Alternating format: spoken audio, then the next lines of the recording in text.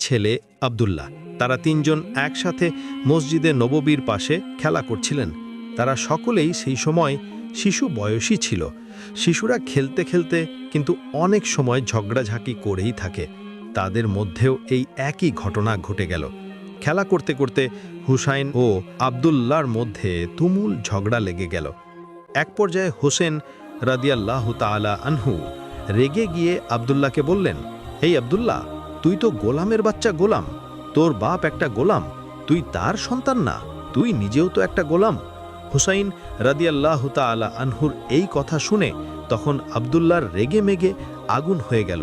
তখন আব্দুল্লাহ হযরত হুসাইন রাদিয়াল্লাহু তাআলা আনহুকে উদ্দেশ্য করে বললেন, হুসাইন, তুমি আমাকে গোলামের বাচ্চা গোলাম বলেছ?